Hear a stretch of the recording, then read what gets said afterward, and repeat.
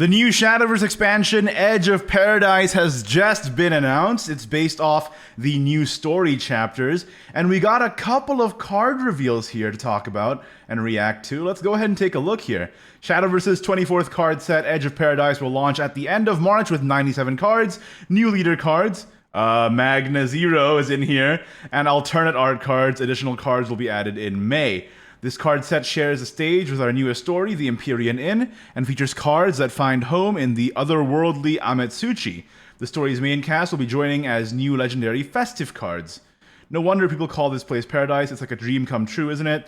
I mean, sure, we get rowdy guests from time to time, but hey, who doesn't like a little action? Okay, so we got a Forest Silver here, Woodland Pest Control 633. Accelerate 1, return an allied follower or amulet to your hand, put a random Forestcraft follower from your deck into your hand. That is unreal! It's a better Nature's Guidance, right? This will definitely see play.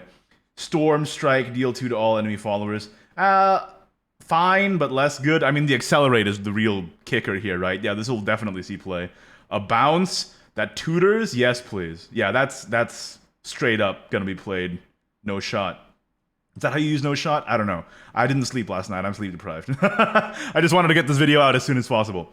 Taketsumi, Aconite Paladin for Swordcraft, legendary follower. It has the new Festive keyword, or trait rather, which is funny because Garvin I don't think is rotated yet, so maybe? Question mark? Anyway, 2/2/2 Fanfare, put a Hero of the Hunt into your hand. Rally 10, recover 1 evolution point. Subtract 2 from the cost of a random Hero of the Hunt in your hand, and Hero of the Hunt is deal 5 damage to an enemy unit. Enemy follower. Rally 10 until the end of your opponent's turn. Give all allies the following effect: reduce damage from effects by 1. Not bad. It's a solid 2/2/2 that can activate your commander effects. You know, it gives you this nice spell, recovers evos for you, so you can keep evoing. Maybe in like a mid Garvin deck. I don't know. It's hard for me to kind of visualize since sword lists seem pretty tight right now, but you know, with the rotation and everything, this guy might find a home. It's a solid stat line for 2 that gives you additional value, right? Basically. And Rally 10 is pretty easy for sword to meet nowadays. You know what I mean? And you basically just have a cheap source of a free evo now too with this, which is quite nice, right? And yeah, getting a 0-cost Hero of the Hunt that, you know, deals 5. It's not random too, so it's targeted, and you get a little bit of a defensive effect. It's not bad.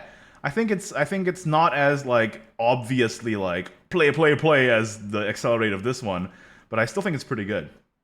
Okay, Tropical Mermaid. We're still doing buff, I guess, for Dragon. 2/2/2 Rush.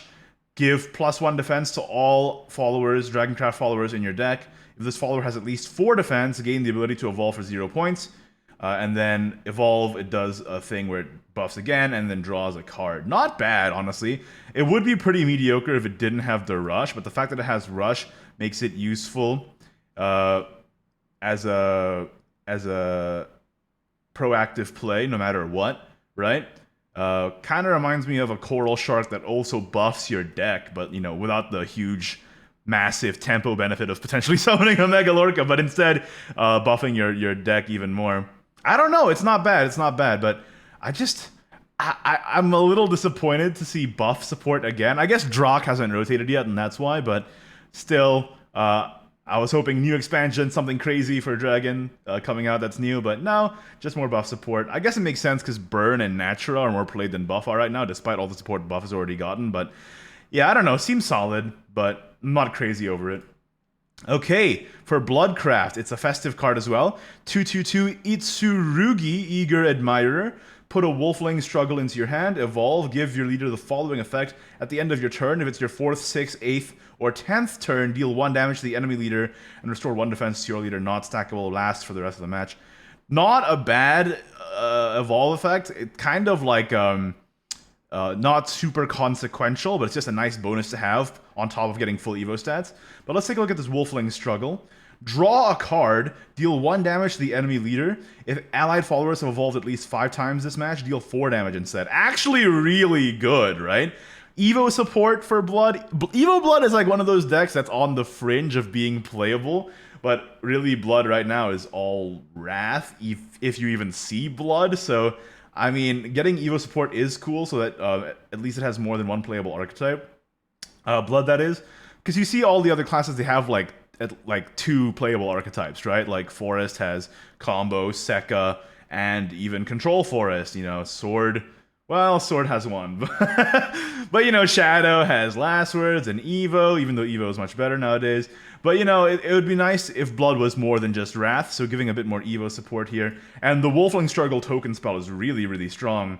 The Evolve effect, like I said, is inconsequential, but still a nice bonus to have on top of just full Evo stats. So I don't know. I don't think he's bad at all. Again, another solid 2/2/2. I find it hard to argue against solid 2/2/2 stat lines with additional value effects, right?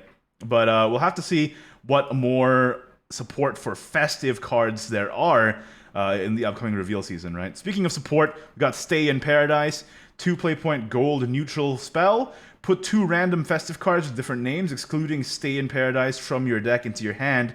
2 play point draw 2 tutor, by the way, pretty good. And if you have more EP than your opponent, you recover a play point. So going second, you can thin your deck by a lot if you're running festive cards for only 1 play point, potentially play Itsurugi and Wolfling Struggle on the same turn 4. I mean, that's just an example. I don't know what's actually going to be good with it, but you know what I'm saying. It's just a powerful draw engine potentially for these festive decks that are probably going to come into play now with this new trait that's happening. So pretty solid card, honestly. Like 2 play point draw 2 tutor is just solid, especially in decks that are revolving around a keyword like festive. You know what I mean? So this is probably going to see play if festive in any way, shape, or form sees play. Well, that's my quick first impressions of the new cards revealed for the upcoming Shadowverse expansion, Edge of Paradise. I just wanted to get the video out as fast as possible to you guys, get the news right off the pulse. Is that a saying? I don't know. I'm going to go to bed now. I will say, though, I do have a card reveal coming out tomorrow, so stay tuned on this very YouTube channel tomorrow evening Japan time, and I will have my card reveal for Edge of Paradise up there as well. I keep wanting to say Edge of Eternity. That's a different thing. Edge of Paradise is the name of the expansion.